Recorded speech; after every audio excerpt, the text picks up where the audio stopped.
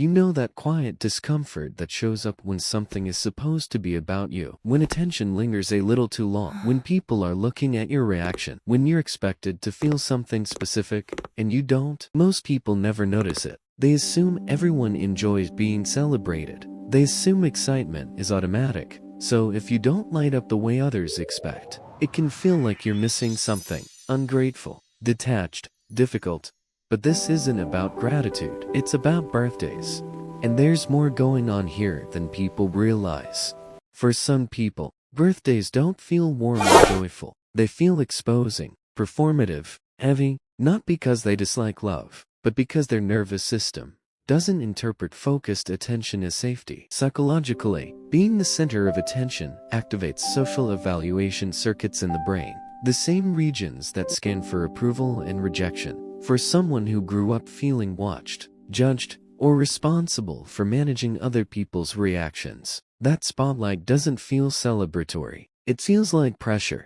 Research on self-conscious emotions shows that when attention is concentrated on us, the brain increases activity in areas linked to self-monitoring. Some people experience that as excitement. Others experience it as threat.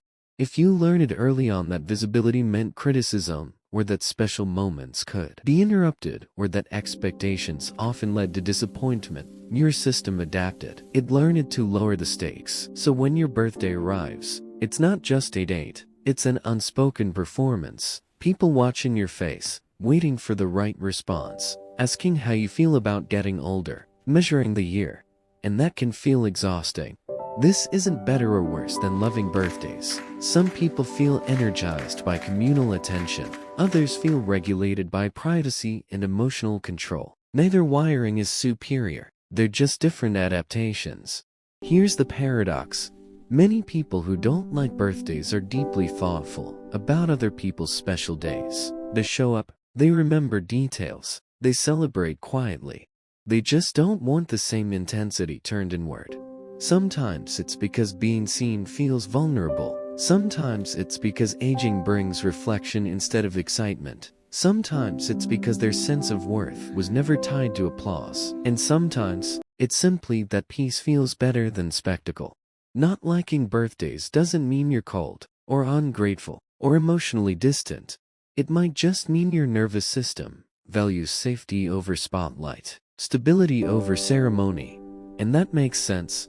There are other parts of you that probably follow the same pattern: the quiet ways you protect your energy, the subtle ways you manage expectations. If this felt familiar, there's more beneath it than you've been told.